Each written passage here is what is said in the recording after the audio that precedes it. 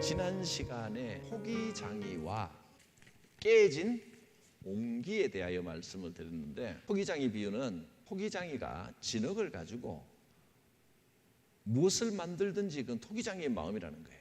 이렇게 만들려고 하다가 중간에 생각을 바꿔서 다른 모양을 만들 수도 있다. 원래는 동그랗게 납작하게 만들려고 했다가 만들다가 생각이 바뀌어서 길쭉하게 만든다고 진흙이 왜 나 길쭉하게 만듭니까? 하고 항의할 수 없다. 모든 것이 하나님의 뜻이다. 그게 토기장이의 비유였습니다. 그래서 하나님께서는 모든 것을 하나님의 생각대로만 딱 정해놓고 우리를 그렇게 살아가도록 몰아가시는 게 아니고, 하나님의 생각대로 딱 정해놓고 하나님의 생각대로 따르지 않으면 무조건 벌을 내리고 하나님의 생각대로 따르면 복을 주고, 이래서 모든 것을 하나님 생각대로만 관철시키려고 하는 그런 하나님이 아니다는 거예요. 하나님은 하나님의 생각이 변함이 없는 게 아닙니다. 토기장이는 우리를 보고 진흙의 상태를 보면서 생각을 바꾸시는 하나님이십니다. 뜻을 돌이키시는 하나님이십니다. 그래서 비슷한 의미처럼 들릴지는 몰라도 저는 하나님의 생각, 계획, 이것은 변하지 않는 불변의 계획이 있는 게 아니고 우리를 향한 하나님의 뜻이 있는 겁니다. 내가 이 백성을 이렇게 인도하고 내가 이 백성과 이렇게 교류하고 내가 이 백성을 이렇게 사랑해야 되겠다는 하나님의 뜻이 작용을 하는 것이지, 하나님의 계획과 생각을 무조건 관철시키기만 하는 하나님은 아니시라는 겁니다. 하나님도 이러신데 우리들도, 사실 사람들도요, 하나님을 향한 나의 뜻이 중요한 거지, 내 계획, 내 생각 딱 짜놓고 하나님께서 나 도와주셔야 됩니다 하고 자기 생각, 자기 뜻을 관철시키려고 하는 신앙을 가장한 고집을 하나님 굉장히 싫어하십니다. 중요한 것은 내 계획, 내 생각이 아니라 하나님을 향한 나의 뜻이 중요합니다. 그래서 오늘 말씀 본문에도 보면 21장 1절부터 누가 나오느냐 하면 거짓 선지자가 나오는데, 이 앞에서부터 이 뒷부분 넘어오면서 거짓 선지자가 1명, 2명 이제 등장을 했었습니다. 21장 1절에 보면 두 사람이 예레미야를 찾아왔습니다. 누굽니까? 첫째는 바스홀이라는 사람입니다. 말기야의 아들 바스홀. 이 사람은 제사장입니다. 제사장 바스홀은 앞에 장에도 나왔었습니다. 예레미야를 죽이려고 계획했던 사람. 그 다음에 또 누가 나옵니까? 스바냐. 이 역시 제사장입니다. 스바냐. 성경에 스바냐서가 있는데 그 선지자하고 다른 동명이인입니다. 동명이인이 많습니다. 성경은. 이 두 사람이 시드기야 왕의 명을 받고 예레미야를 찾아왔습니다. 찾아와가지고 뭐라고 말합니까? 2절에 보면 바벨론 왕 느부갓네살이 우리를 공격하는데 너는 하나님과 친하니까, 넌 뛰어난 선지자니까 하나님께 우리 나라를 구원해 주시도록 기도하라, 강구해 주시오, 뭐 이런 부탁할 수 있을 것 같죠. 누군가 저한테 찾아와서 우리 나라를 위하여 기도해 주십시오, 우리 나라가 이렇게 되도록 기도해 주십시오, 얼마든지 할 수 있습니다. 그런데 예레미야는 뭐라고 대답하냐면, 너 가서 시드기야 왕한테 이렇게 말해라. 택도 없는 소리 하지 마라. 그렇게 말하라는 거예요. 3절부터 6절까지를 자료에 제가 적어놨습니다. 세번역으로 적었습니다.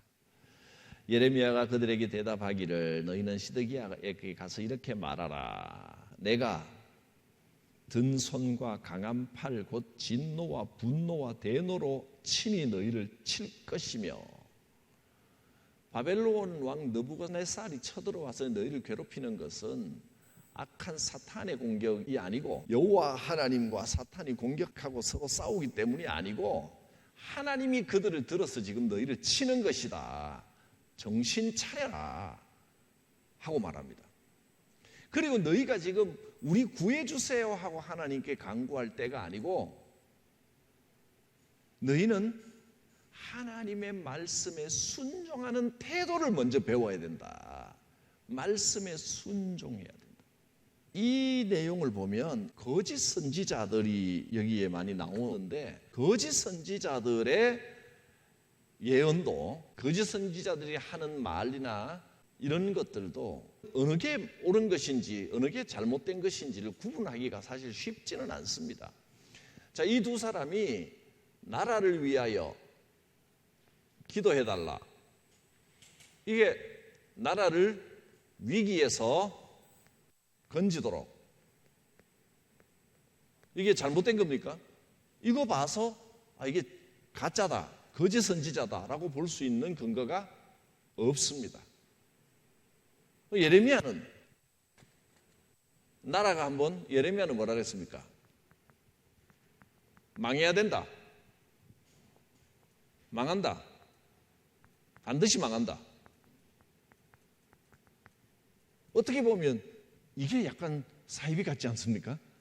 어느 쪽이 진짜인지 구분하기가 사실 쉽지 않습니다. 그러면 목사님, 우리가 어느 시대라도 진짜 선지자와 가짜 선지자의 예언을 구별할 수 있는 시금석이 되는 리트머스 시험지 같은 거 검증할 수 있는 게 뭐 없습니까? 그거 하나 좀 알려주십시오 라고 말씀하신다면 저는 없습니다 라고 대답하겠습니다. 왜 그러냐면 시대에 따라 하나님의 예언은 다르게 선포될 수 있기 때문입니다. 하나님의 예언은 무조건 이렇다라고 하는 특징은 따로 없습니다. 그래서 우리가 영적으로 깨어서 하나님과 직접 교제하며 살아계신 하나님 앞에 민감해야지 하나님이 무슨 기계장치도 아니고 이거는 맞고 저거는 틀리다 어느 때든지 딱 대보면 이거는 진짜다 가짜다가 나오는 건 검증할 수 있는 그런 건 없다는 겁니다. 단지 얼마나 하나님의 말씀에 충실한가 하는 겁니다. 말씀에 충실한 것만이 진리의 기준이 되는 겁니다. 말씀에 충실하다는 건 여러분 성경을 볼 때 제일 강조하고 싶은 건 성경을 볼 때 뭐 대단한 영적인 해석 그런 거 필요 없고요. 성경을 왜냐하면 하나님께서 책으로 주셨잖아요. 책이라고 하는 것은 문학이라는 도구를 통해서 우리에게 말씀하셨단 말이에요. 여기에는 노래도 있고 시도 있고 뭐 기행문 같은 것도 있고 편지글도 있고 역사를 기록한 것도 있고 하나님이 주셔서 예언을 선포한 것도 있고 비유도 있고 뭐 여러 가지 장르들이 있는데 이런 장르들이 다 문학이라는 도구를 통해서 주신 겁니다. 그러면 문학이라는 도구의 특성을 우리가 잘 이해해야 하나님의 뜻을 올바로 알아들을 수가 있을 겁니다. 쉽게 말하면 이겁니다. 성경을 볼 때 제일 중요한 것은 말귀를 잘 알아. 하나님은 이 말씀 하신 건데 엉뚱하게 이렇게 알아들어 버리는 거예요. 아니면 몰라서 그렇게 알아듣는 경우도 있지만 인간의 어떤 고집이나 인간의 딱 정해진 생각이나 자기가 원하는 것 때문에 다르게 해석해 버리는 경우도 적지 않습니다. 또 무조건 말귀를 못 알아듣고 순진하게 뭐 본인은 순수하다고 표현하겠지만 나는 그건 순수한 게 아니라 좋게 말하면 순진하게, 나쁘게 말하면 멍청하게, 무식하게, 무조건 실을 역사로 받아들여 버리는 사람들도 있습니다. 그건 어리석은 겁니다. 말귀를 못 알아먹는 겁니다. 그러니까 성경을 앞뒤 문맥을 보면서 하나님께서 지금 무슨 말씀을 하고 계신 건가, 그 말귀를 알아들어야지 중간에만 하나 똑 나와가지고 내 좋은 대로 해석을 해버리면 그건 하나님의 말씀에 충실한 게 아니고 자기 뜻에 충실한 게 돼버립니다. 오늘 제목만 해도 그렇습니다. 생명의 길과 사망의 길을 하면 어떤 생각이 듭니까? 너희가 생명의 길로 갈래? 사망의 길로 갈래? 죽을래? 살래? 이 말이죠.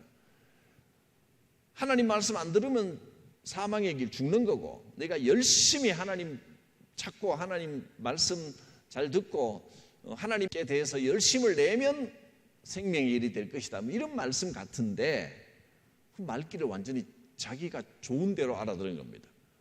하나님의 말씀을 좀 집중해서 들어야 되는데 자기 좋은 대로 대충 듣고 싶은 것만 흘려들어 버리고 자기 나름대로 해석을 해버립니다.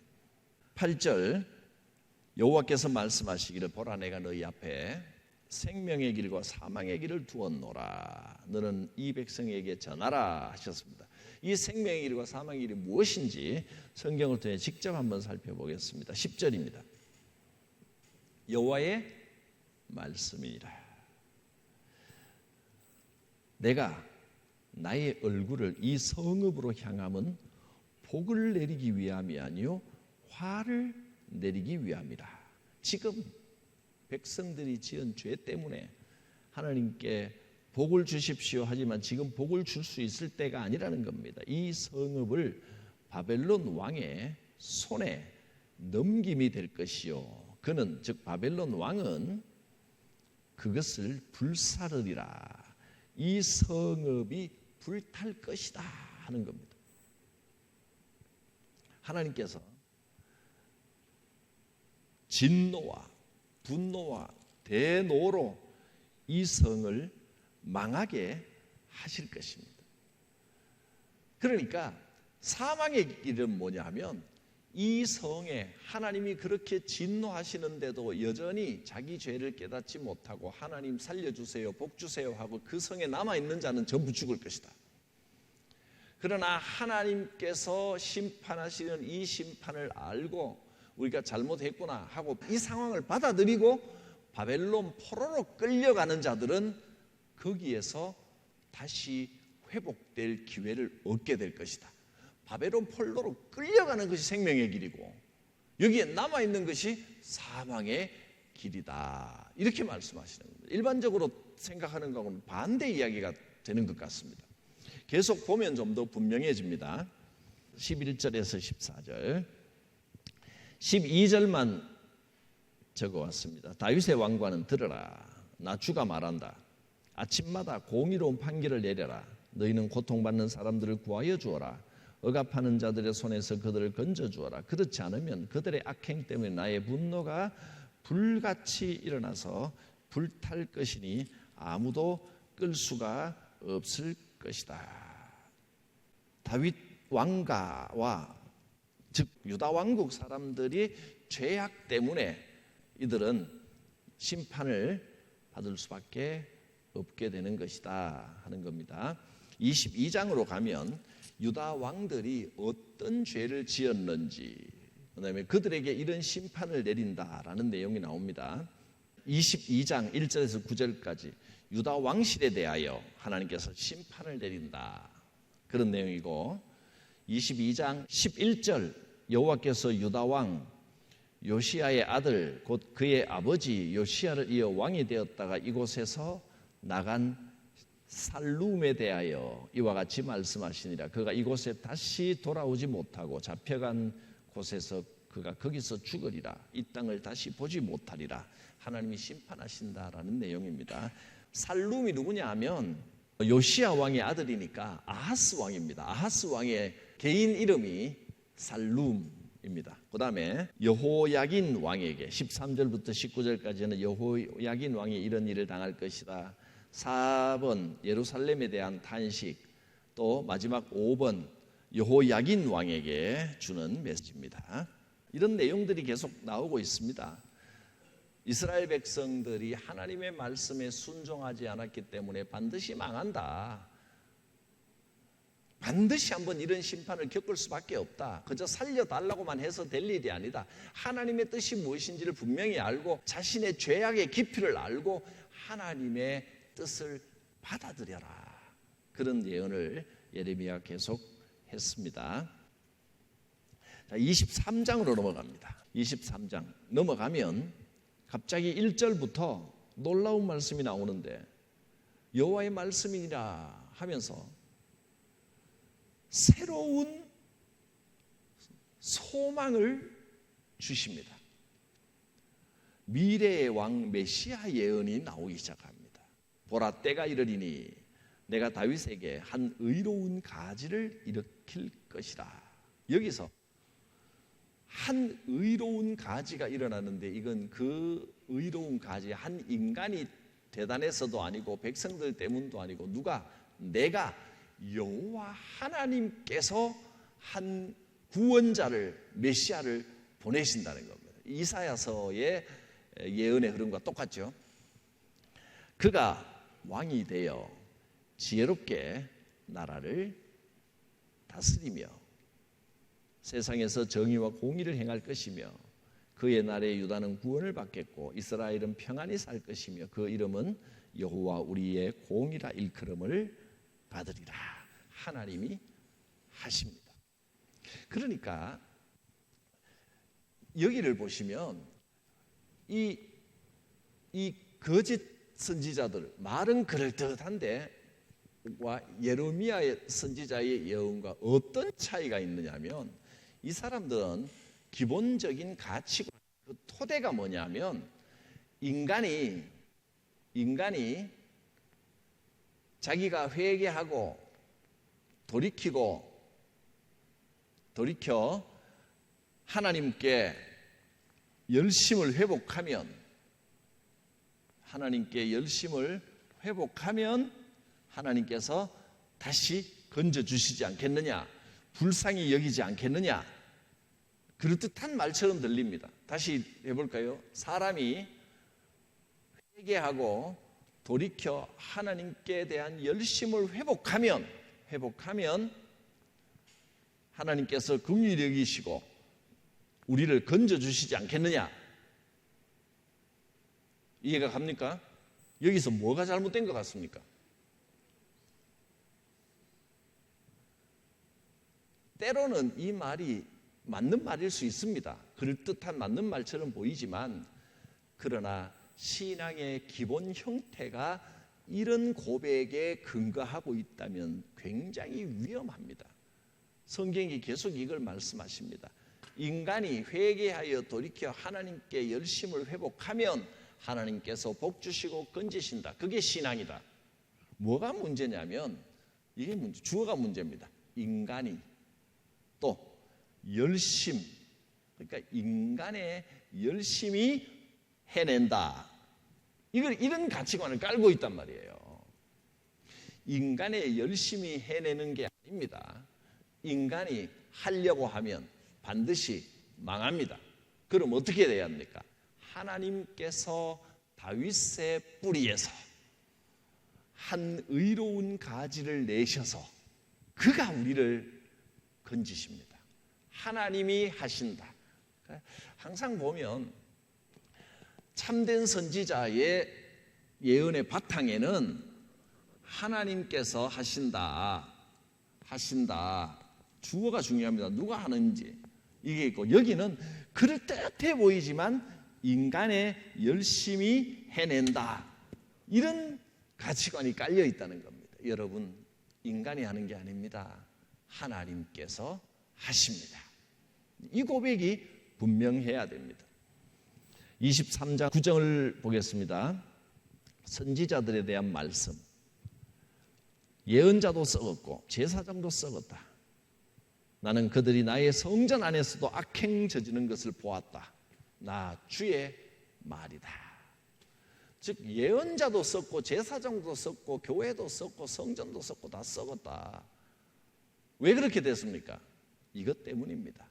인간이 자기 열심을 의지하는 결과는 악행일 수밖에 없습니다.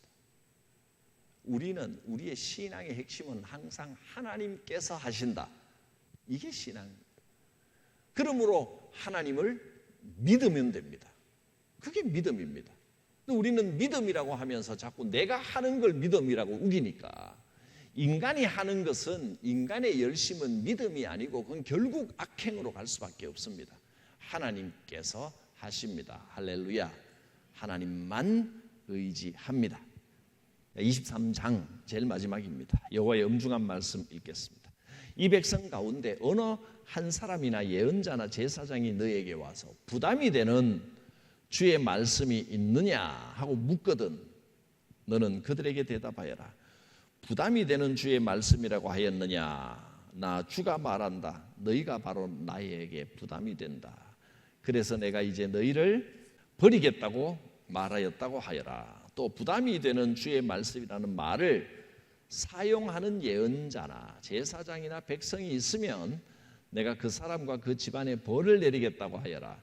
친구나 친척끼리 서로 말할 때에는 부담이 되는 주의 말씀이라고 말하는 대신에 때로는 주의 말씀이 상당히 부담이 됩니다. 내가 이를 악물고 그러면 부담이 되지만 내가 어떻게든 한번 따라봐야 되는 그런 힘든 주의 말씀이 있느냐? 내가 한번 잘 해내보겠다. 어떤 의도든지 이 질문 자체가 틀렸다는 겁니다. 하나님이 뭘 시키든 내가 해내겠습니다. 이거 잘못된 거라는 겁니다. 참 어렵죠. 신앙이란 너무너무 단순하기 때문에 어려운 겁니다. 인간은 이 단순한 걸 자꾸 복잡하게 만들어갑니다. 그러니까 말씀이 굉장히 부담이 되고 내가 행하기 힘들겠지만 내가 한번 해내보겠습니다. 말씀대로 한번 내가 잘 살아보겠습니다. 이렇게 말하지 말라 그런 거예요. 그게 좋은 신앙 같지만 하나님 앞에서 너 잘난 척하냐? 하나님의 말씀은 부담스러운데 네가 이를 악물고 한번 잘 해내보겠다 그러면 여러분 누가 선한 겁니까? 하나님이 선한 게 아니고 자기가 선한 겁니다. 말씀은 상당히 부담되는데 내가 부담되지만 하나님의 말씀이니까 한번 나의 충성심으로 한번 해내보겠다. 이거는 자기 충성심, 자기 열심을 잘하는 것이지 하나님의 선함을 나타내는 게 아닙니다.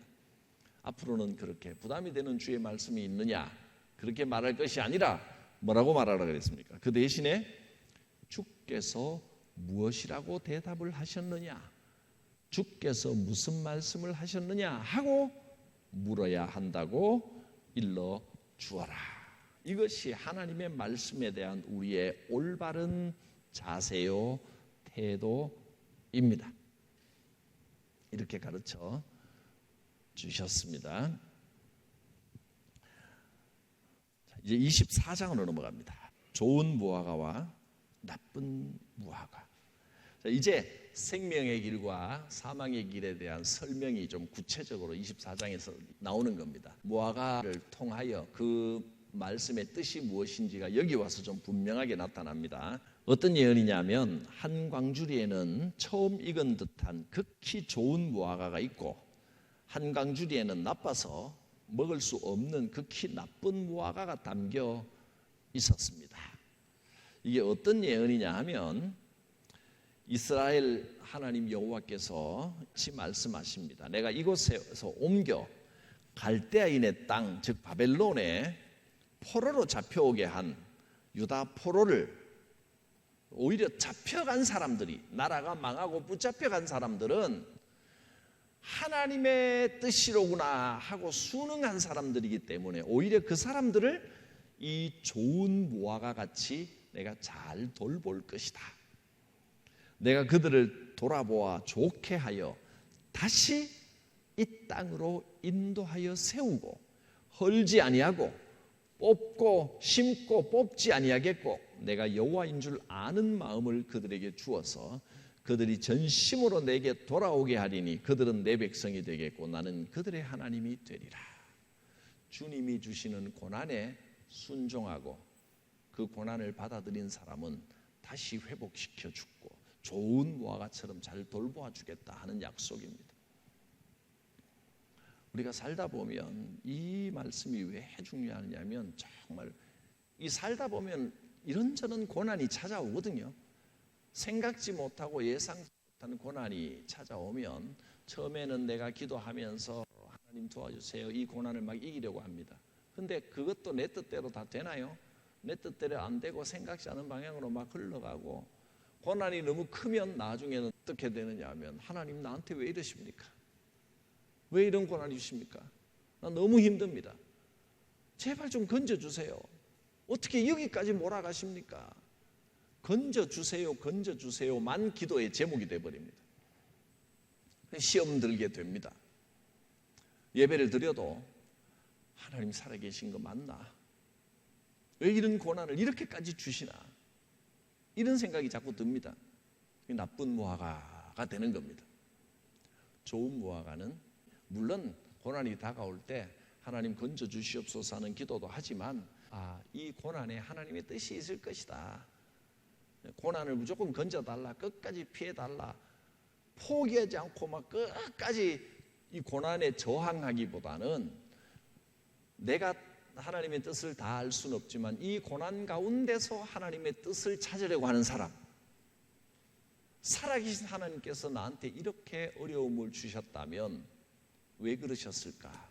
하나님의 뜻은 무엇일까를 생각하며 그 속에서 하나님의 뜻에 순종하려고 하는 사람은 하나님께서 좋은 무화과로 삼으시고 반드시 회복시켜 다시 돌아오게 하겠다 한 겁니다. 이게 참 듣기에는 간단해 보이는 것 같지만 실생활 속에서는 굉장히 복잡하고 어려운 진리입니다. 실제로 고난이 찾아왔을 때 그러면 무조건 고난에 순종하고 받아들이고 끌려가는 게 옳단 말이야? 사람들은 누구나 처음에는 이 고난을 비껴가게 하옵소서 고난과 싸우려고 한단 말이에요. 근데 문제는 이제 인간이 정말 고난 앞에 약해지기 때문에 딱 시험 들기 쉽습니다. 인간은 누구나 넘어지고 깨진다는 겁니다. 그 다음에 나쁜 무화과 한번 보겠습니다. 고난에 고집스럽게 저항하는 자들을 나쁜 무화과라고 하셨습니다. 이와 같이 말씀하십니다. 내가 유다왕 시드기야와 그 고관들과 이스라엘의 남은 자로서 이 땅에 남아있는 자와 유대 땅에 사는 자들을 나빠서 먹을 수 없는 이 나쁜 무화과 같이 버리되 세상 모든 나라 가운데 흩어서 그들에게 환난을 당하지 않게 할 것이며 환난을 당하게 할 것이며 또 그들에게 내가 쫓아보낼 모든 곳에서 부끄러움을 당하게 하며 말거리가 되게 하며 조롱과 저주를 받게 할 것이며 내가 칼과 기근과 전염병을 그들 가운데 보내 그들이 내가 그들과 그들의 조상들에게 준 땅에서 멸절하기까지 이르게 하리라 하시니라. 결국은 멸망한다. 그러니까 고난 중에서 그 고난이 찾아왔을 때 그 속에서 하나님의 뜻을 찾고 고난을 받아들이고 고난에 순종하는 자들이 오히려 고난에 순종하는 게 아니죠. 고난을 받아들이고 고난 가운데 있는 하나님의 뜻과 말씀에 순종하는 자들이 좋은 무화과지 끝까지 이를 악물고 고난과 싸우고 고난에 저항하고 그게 반드시 올바른 신앙이 아니라는 겁니다. 인간의 의지가 아니라 하나님의 뜻의 무게를 두는 신앙이 진짜 신앙입니다. 마지막 4번입니다. 이러면서 언제 그들이 다시 돌아올지까지 예언을 하십니다. 25장에는 70년간 포로 생활한 후에 다시 돌아올 것이다라는 예언을 주십니다. 이 모든 땅이 폐허가 되어 놀랄 일이 될 것이며 이 민족들은 70년 동안 바벨론의 왕을 섬기리라. 여호와의 말씀이니라. 70년이 끝나면 내가 바벨론의 왕과 그의 나라와 갈대아인들의 땅을 그 죄악으로 말미암아 벌하여 영원히 폐허가 되게 하고 내가 그 땅을 향하여 선언한 바 곧 예레미야가 모든 민족을 예언하고 내 책에 이 책에 기록한 나의 모든 말을 그 땅에 임하게 하리라. 그래서 결국 70년이 차기 전에 바벨론도 망합니다. 그리하여 여러 민족과 큰 왕들이 그들로 자기들을 섬기게 할 것이나 나는 그들의 행위와 그들의 손이 행한 대로 갚으리라. 이스라엘을 공격하고 붙잡아갔던 이들도 그들이 마치 모든 것을 다 가진 것 같지만 결국 망하는 때가 올 것이다. 그리고 70년이 차면 이들이 다시 고향으로 돌아와 회복하는 일이 있을 것이다 라고 예언을 하셨고, 이 예언은 말씀대로 이루어집니다. 여러분, 고난을 저주하며 고난 가운데 눈물 흘리고 발버둥치기보다 이 고난을 주신데도 하나님의 뜻이 있는 줄 믿습니다. 하나님의 살아계심이 먼저일 때 반드시 회복의 역사가 나타납니다. 25장 15절에서 38절, 모든 나라에 내리는 진노, 주께서 맹렬히 진노하시니 평화롭던 초장들이 황무지가 되었다. 사자가 굴을 버리고 떠나가듯이 주께서 떠나가셨다. 압박하는 자의 칼과 주의 분노 때문에 그 땅이 폐허가 되었다. 이런 내용들입니다. 모든 나라에 여호와의 진노가 내린다. 그런 내용으로 25장까지 마무리를 했습니다. 이제 26장부터는 예레미야가 성전 뜰에 가서 본격적으로 여호와의 말씀을 외치는 내용이 나옵니다. 오늘 여기까지 하겠습니다. 이렇게 한 절씩 쭉 보면 이제 열심히 좀 흐름을 보시면 좋은데 단점은 있습니다. 이렇게 공부하고 나면요, 다 끝나고 난 다음에 뭘 배웠지 하고 생각하면 막 많은 것을 한 것 같이 생각이 잘 안 납니다. 딱 떨어지는 게 없습니다. 제가 한 가지 주제를 딱 가지고 그 주제만 막 강조해서 성경 여기저기서 주제만 이야기하면 주제가 딱 남는데, 제가 지금 하는 건 여러분이 성경을 읽을 때 도움이 되라고 전체적으로 이렇게 훑어가는 건데, 그러나 예레미야가 끝날 때쯤 이사야에서도 마찬가지. 이사야 하면 뭐가 생각나십니까? 남은 자, 딱 그게 생각나시죠? 그 다음에 형식적 예배가 아니라 하나님을 찾는 예배, 하나님께서 원하시는 예배, 이런 게 딱 남듯이 예레미야도 이렇게 쭉 그 스토리를 다 훑어보고 난 다음에 예레미야를 마무리를 할 때 이제 그동안에 했던 내용 중에 핵심 주제가 되는 몇 가지를 다시 딱딱딱 뽑으면 전체 책에 대한 이해와, 그 다음에 이제 그러고 나면 전에 봤던 것이 이것이 그런 주제와 가깝구나, 이렇게 딱 정리가 전 되리라고 확신을 합니다. 기도하겠습니다. 거룩하신 하나님, 오늘도 주의 말씀을 통하여 우리를 교훈하셨습니다. 우리의 인생의 어리석음과 죄악 때문에 우리는 많은 고난을 만납니다. 그러나 고난 중에 하나님을 만나게 하시고 하나님의 뜻을 깨닫게 하여 주시옵소서. 고난도 하나님 뜻 안에서 바라볼 때 그것이 회복과 축복의 도구와 재료가 될 줄 믿습니다. 특별히 지금 여러 가지 어려움과 고난, 육신의 질병이나 사업의 문제나 가정의 문제나 또 관계의 문제나 여러 가지 문제로 고난 중에 있는 성도들 가운데 함께 하셔서 하나님을 믿고 의지하고 하나님의 뜻 가운데 회복되는 역사가 있게 하여 주시옵소서. 예수님의 이름으로 기도드립니다. 아멘. 우리 구주 예수 그리스도의 구원의 은혜와 살아계신 하나님의 무한하신 사랑하심과 성령님의 감동하심이 각 사람 머리 위에 풍성히 임하시기를 축원하옵나이다.